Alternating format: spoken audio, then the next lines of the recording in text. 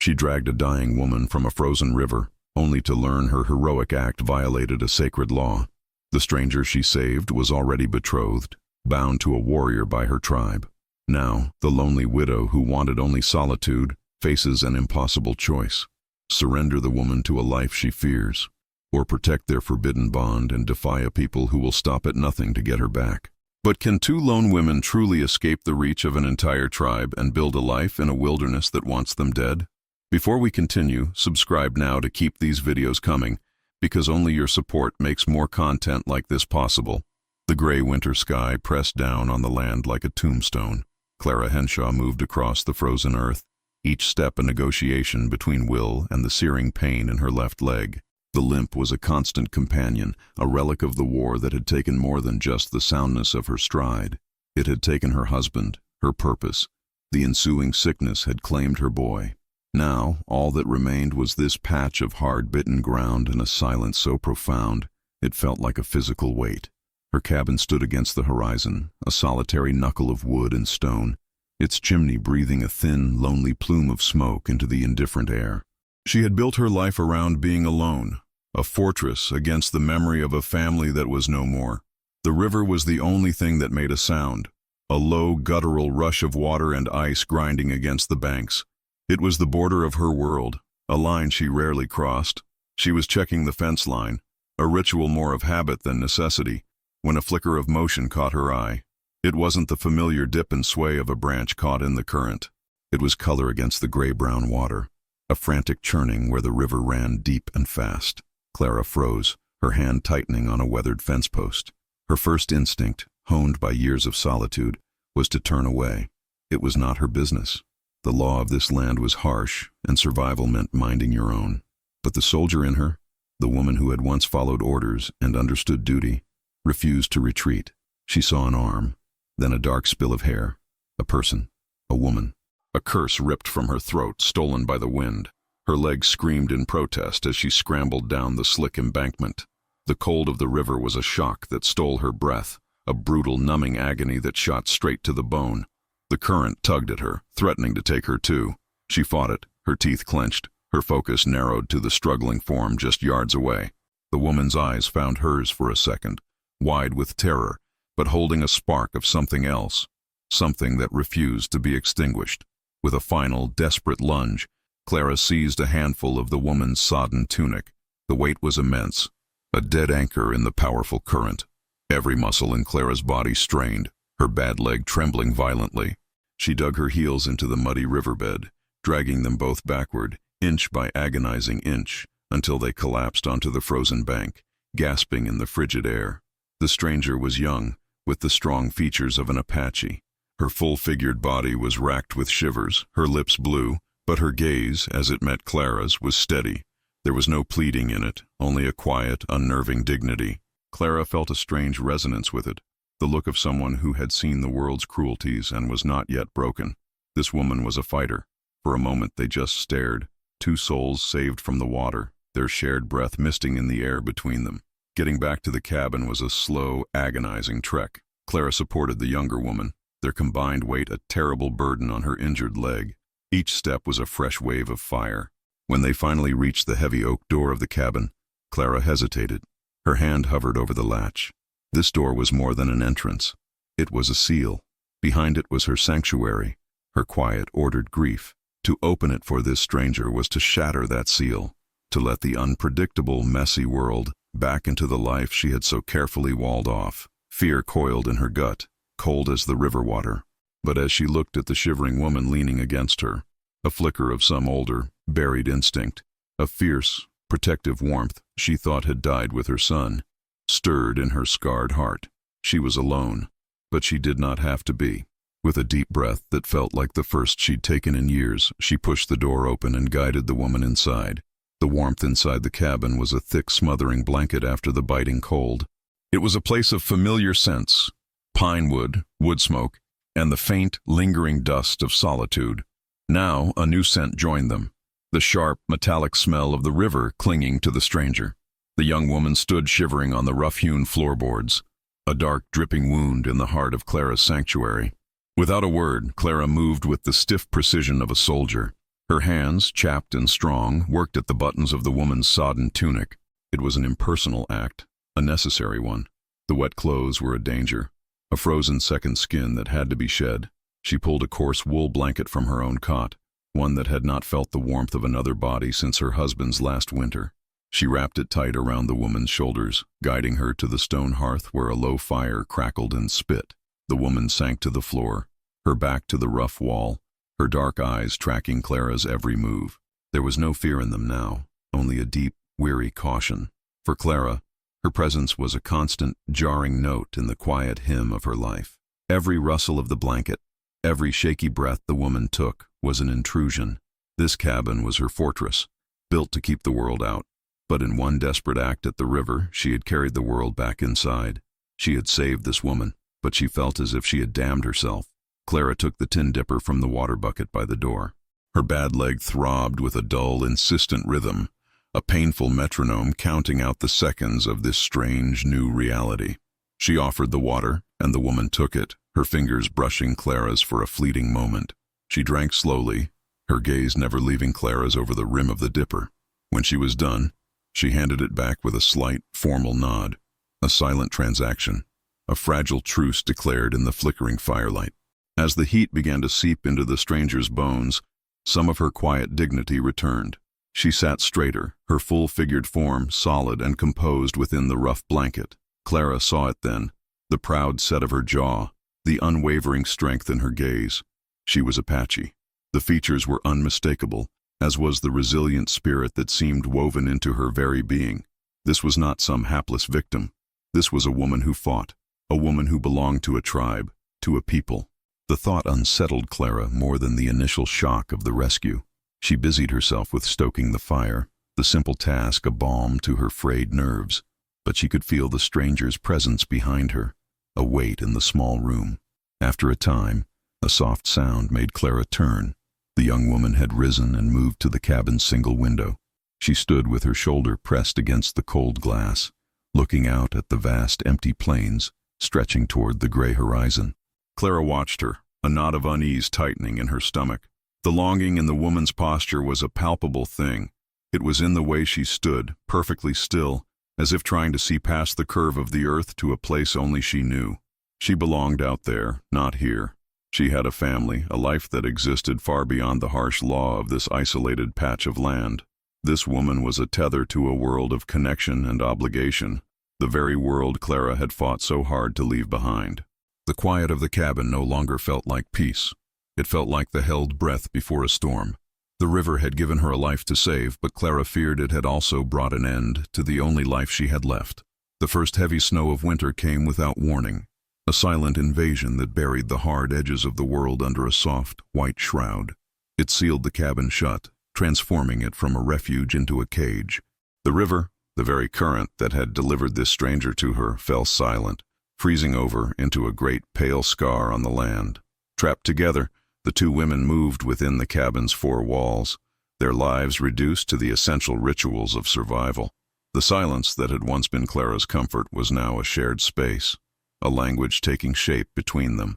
The young woman, who remained nameless, possessed a quiet competence that chipped away at Clara's defenses. One afternoon, Clara found her by the weak light of the window, her own worn coat laid across the woman's lap. With a needle and thread from Clara's meager mending kit, she was patching a tear near the shoulder, her stitches small and impossibly neat. It was the work of a person taught to make things last, a skill born of a tribe, of a people who understood the value of every resource. Clara said nothing, but a current of grudging respect ran through her. Later, she ladled an extra measure of thin broth into a bowl and set it on the hearth, a gesture that felt both like a payment and a concession. The woman accepted it with a slow nod, her dark eyes holding Clara's for a moment over the rising steam. Each small act became a brick in a new, unfamiliar structure being built in the heart of Clara's solitude. The woman's presence was a constant, low heat against the chill of Clara's grief. Clara fought it. She clung to the memory of being alone, of the sharp, clean pain she had learned to manage. This new warmth was complicated, a tether to a life she did not want. This woman was a fighter, a survivor who clearly belonged to a family, to a world outside this frozen patch of earth. Yet, with every shared silent task, the cabin began to feel less like an outpost and more like a home. It was a terrifying transformation. The breaking point came on a bitter night when the wind howled like a hungry wolf against the timber walls. The cold was a physical thing, seeping through the cracks and pressing in on them. They huddled by the fire, the only source of light and life, boiling water in the small iron pot. The woman held out her tin cup, her face shadowed and serene in the flickering firelight. Clara filled the ladle, her movements stiff from the cold and her aching leg. As she reached to pour the steaming water, the back of her hand brushed against the woman's. It was a simple, fleeting touch, but for Clara it was a lightning strike. A jolt of warmth, of life, shot up her arm, so potent and so alien it stole her breath. It was the casual, unthinking intimacy of a shared life, a phantom echo of her husband's hand finding hers in the dark, of a family's easy closeness. It was everything she had lost, everything she had buried. The careful dam she had built around her heart shattered, and a decade of frozen grief threatened to drown her. With a sharp intake of breath, she jerked her hand back as if burned. The ladle clattered against the stone hearth, spilling precious hot water with a loud hiss that broke the profound quiet. She scrambled to her feet, her bad leg screaming in protest. Turning her back on the woman, she retreated into the deepest shadows of the cabin, her hands clenched into fists at her sides. The fragile truce was broken. The river had saved a life, but the warmth of that life had just set Clara's desolate peace ablaze. The silence that followed the spilled water was different. It was not the profound quiet of solitude Clara had cultivated, but a brittle, watchful stillness. The hissing steam from the hearth had marked a boundary, a line drawn between them that neither dared to cross. Yet the relentless winter outside recognized no such divisions. It pressed in, forcing them into a new kind of treaty, one born not of words, but of shared survival. The days blurred into a single gray breath. The snow piled high, and each morning they worked together to clear a path from the cabin door to the small lean-to shed. Clara, leaning heavily on her shovel, would watch the young woman work. She moved with an economy of motion, her strong body carving through the drifts with a rhythm that was both powerful and serene. A silent understanding passed between them. The woman would clear the iciest patches first, creating a safer path for Clara's bad leg. There was no discussion. It simply was. In the shed lived Clara's one goat, a stubborn creature that was her last living link to a life of husbandry. Tending to it became their shared ritual. In the cramped, hay-scented space they moved around each other, one milking while the other refilled the water trough. These small, necessary tasks eroded the sharp edges of their separation. Clara found herself watching the woman's gentle hands on the animal, a competence that spoke of a life lived in tune with the earth, a life connected to a people, a tribe. This woman belonged to a world of such connections, yet here she was, marooned in Clara's barren one. The fragile truce found its breaking point on a night when the wind screamed with a particular fury, rattling the very bones of the cabin. The fire fought a losing battle against the drafts that snaked across the floorboards. They sat huddled on the hearth, wrapped in their blankets, a dim lantern casting their shadows long and wavering against the wall. The cold was a predator, and they were its cornered prey. Seeking the meager warmth of the lantern, the younger woman shifted closer. The movement was slight, almost tentative. Then, with a quiet sigh that seemed to surrender to the gnawing cold, she rested her head upon Clara's shoulder. Clara's body went rigid. Her heart hammered against her ribs, a frantic drumbeat in the sudden, absolute silence. The weight was so slight, yet it felt immense, a profound pressure on a part of her she thought had turned to stone. It was the easy, trusting weight of another soul seeking comfort, a phantom touch that tore through years of carefully guarded emptiness. It was the ghost of her husband, leaning against her after a long day's work. It was the memory of her son, small and warm, curled into her side. It was family. It was everything she had lost. Her first instinct was to pull away, to preserve the sanctity of her grief, but a fiercer, more primal urge rose to meet it.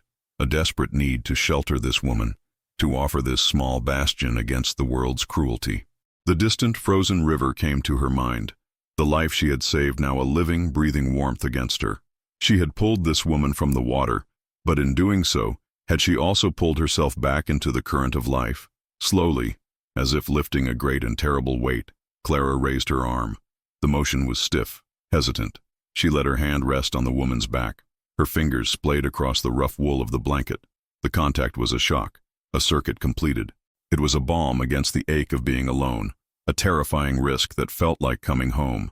In that moment, holding this stranger against the winter storm, Clara understood.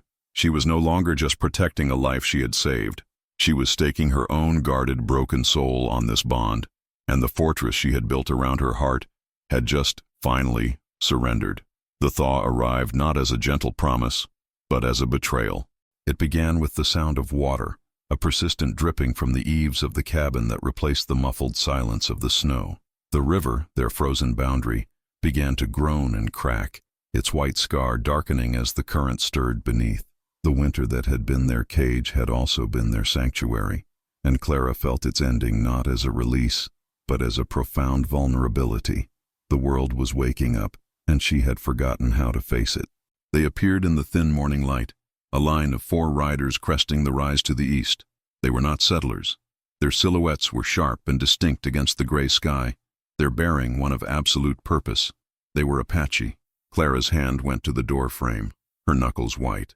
The younger woman, who had been standing by the window, went perfectly still, her posture a rigid mix of resignation and dread. The peace they had woven from silence and shared survival unraveled in an instant. They did not dismount until they were before the cabin, their horses stamping restlessly in the melting slush. The leader, a man whose face was a map of hard years and harder laws, fixed his gaze on Clara. His eyes swept over her, dismissing her with a glance, before settling on the woman behind her.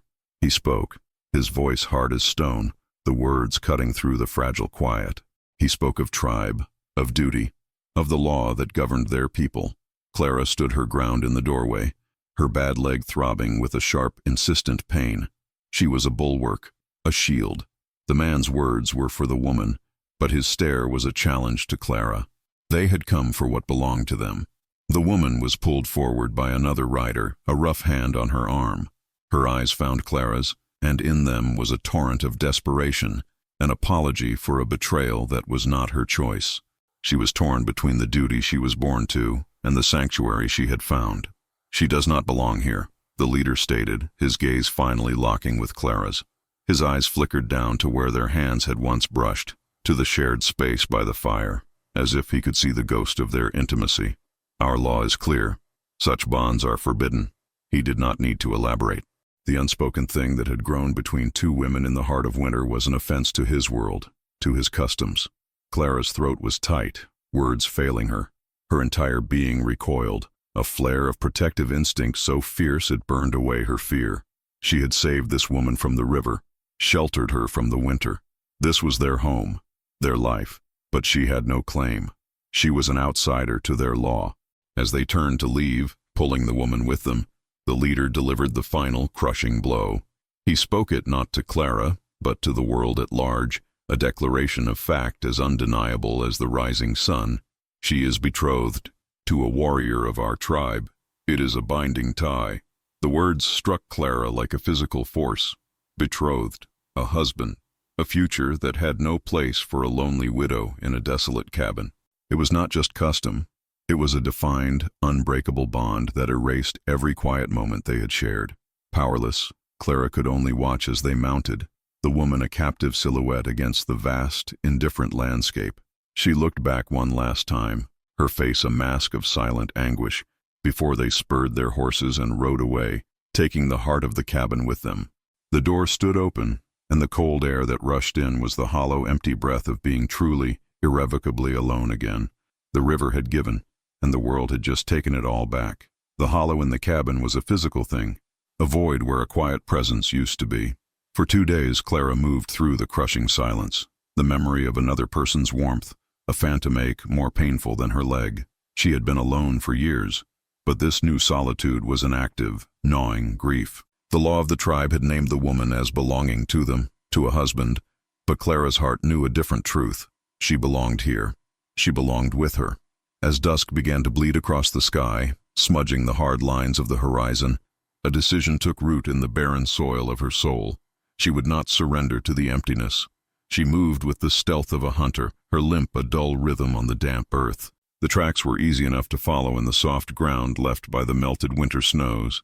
Her path led her toward the low hills that bordered the river, a place she hadn't ventured in years. With every step, she pushed past the fear, driven by a need so fundamental it felt like breathing.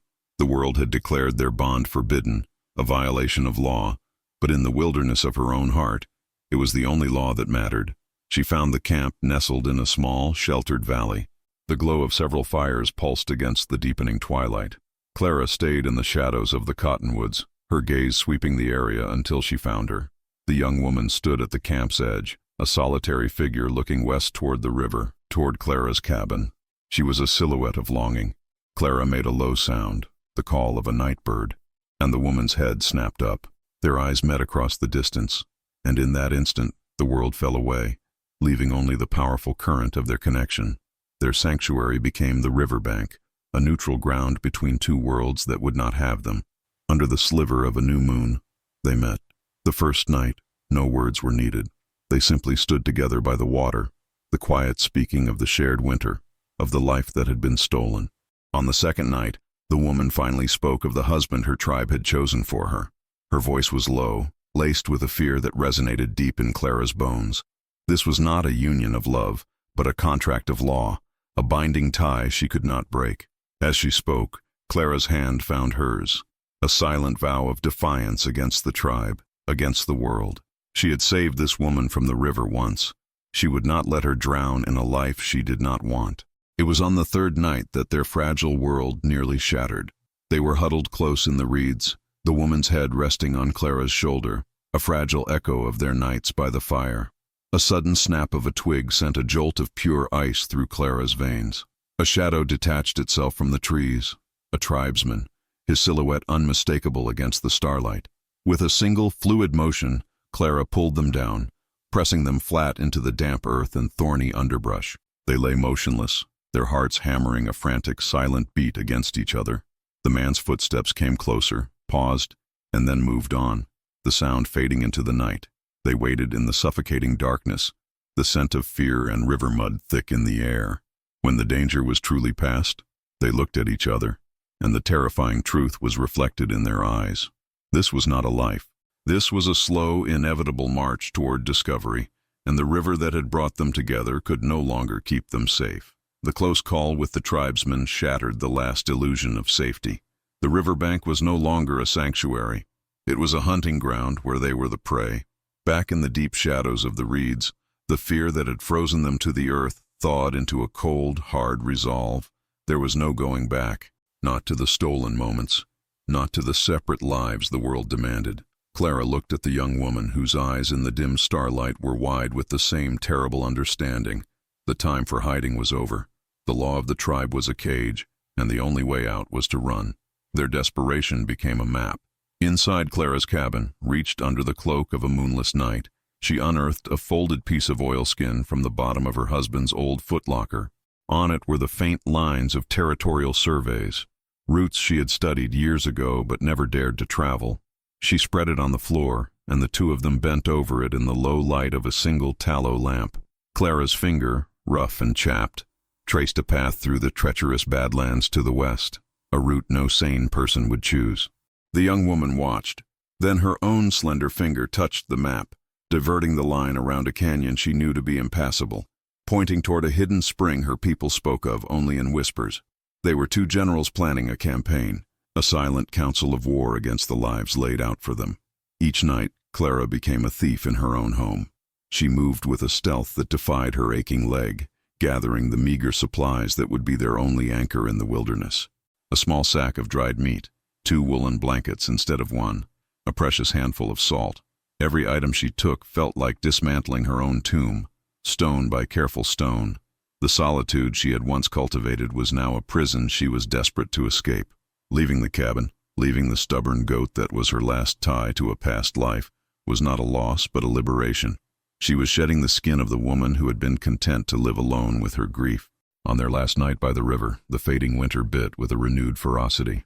The air was sharp, promising a grueling journey. They huddled together for warmth, the plan set, their small cache of supplies hidden nearby.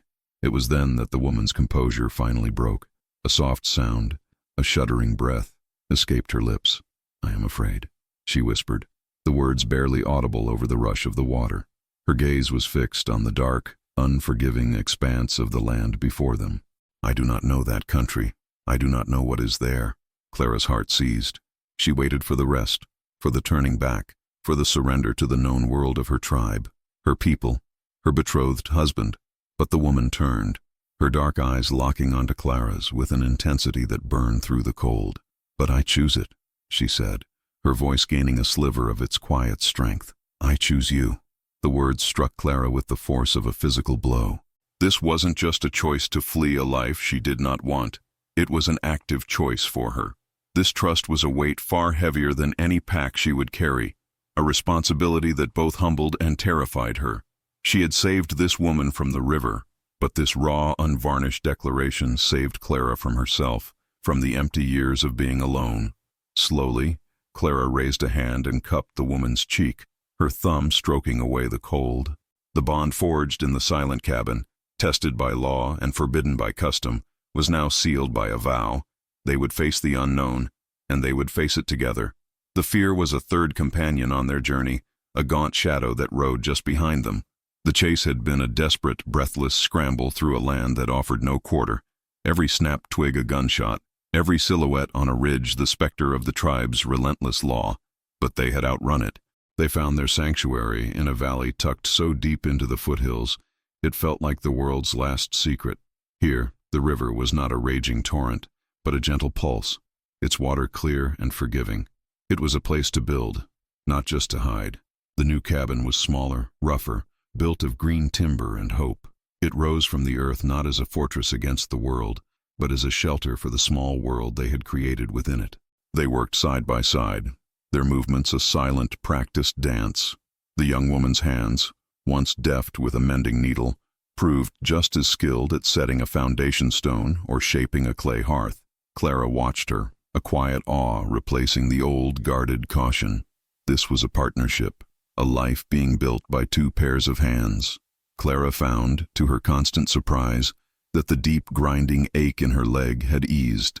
The pain that had been her constant companion since the war had lessened, replaced by the satisfying soreness of honest labor. The ground here was softer, more forgiving, or perhaps she was simply learning to walk without the weight of being alone. The memory of the harsh winter and the life left behind lingered like a phantom chill on a summer evening. They both knew what they had fled: a tribe, a law, a husband she would never have. But here, in this valley, they had forged their own law. The law of shared survival had become the law of a shared life. They had carved out a space where the only thing that mattered was the quiet understanding that passed between them, a space where they both belonged. The moment that changed everything came as dusk settled over the valley, staining the river in hues of lavender and rose. They sat on the bank, watching the water flow, the day's work done. The young woman was still, her gaze distant. When she finally turned to Clara, her eyes held a new depth, a mixture of profound fear and luminous strength. "I carry a child," she said, her voice a soft tremor in the vast quiet. The words slammed into Clara with the force of a physical blow. A child, family, the two words she had buried alongside her husband and son. A cold dread, familiar and suffocating, seized her heart. She saw it all again: the fragility of a small body, the terrifying silence of a fevered night, the hollowed-out emptiness of a life that continues after the most important part of it has ended. She had saved this woman, yes, but this was a burden she did not know if she could bear. This was a risk that threatened to shatter the fragile peace she had just found. Her first instinct was to pull away, to retreat back into the barren safety of her grief. But the woman did not look away. Her hand, warm and steady, found Clara's. Her gaze was not a plea for help, but an offer of shared strength. "I choose this," she whispered, her eyes holding Clara's. "I choose you." Clara looked at their joined hands, then at the resilient woman beside her. This wasn't the ghost of a past family. It was the promise of a future, a life born not of law or duty, but of a defiant choice made in the heart of winter. The fear in Clara's chest did not vanish, but a fiercer emotion rose to meet it, a protective instinct so powerful it burned the cold away. Slowly, her fingers tightened around the woman's, a silent, unbreakable vow. They would protect this life, They would face the unknown world, and they would face it together.